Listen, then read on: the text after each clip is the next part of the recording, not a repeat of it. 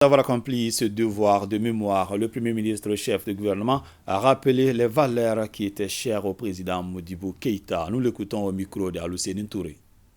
Ce que nous devons retenir du premier président du Conseil du gouvernement, premier chef d'État de la République du Mali, Modibo Keïta, c'est un certain nombre de valeurs au-delà de toutes sortes de polémiques. D'abord, c'est lui et son parti, les fondateurs de la République du Mali. Ce n'est contesté par personne. Ça fait 63 ans qu'on est indépendant. Tous les régimes se sont succédés, ils ont gardé le nom Mali.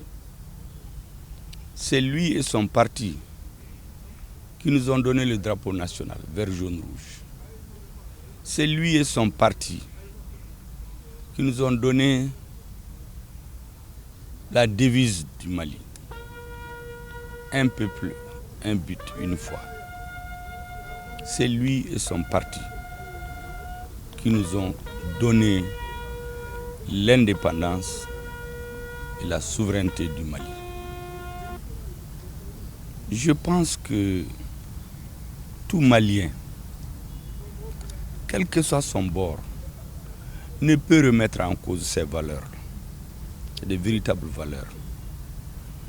Aujourd'hui, vous trouverez dans toutes les constitutions de la République du Mali la dédicace à l'unité africaine.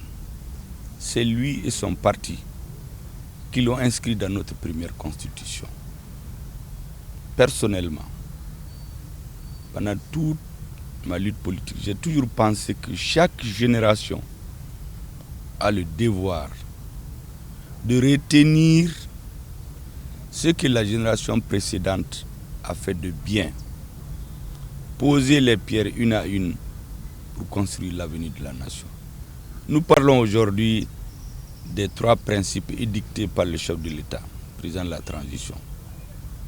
Le libre choix de nos partenaires stratégiques. Le libre choix des intérêts du Mali. Et le libre choix de savoir avec qui on doit travailler. La souveraineté du Mali. Le libre choix de notre souveraineté. Ces valeurs coïncident exactement avec ce que nous ont légué les fondateurs de la République du Mali. Je dirais le fondateur de la République du Mali avec son parti. Nous sommes donc fiers de continuer cette œuvre de construction nationale, de rassemblement des Maliens, de dédicace à la souveraineté et la dignité du peuple malien. C'est pour cela qu'aujourd'hui, je disais c'est une date symbolique pour tous les Maliens, au-delà des contingences politiques. Je voudrais que cette occasion, qui se tient en cette année électorale, soit l'occasion d'appeler les Maliens à l'unité, à la tolérance, à l'union sacrée, pour que ce dont ont rêvé les pères de l'indépendance soit une réalité.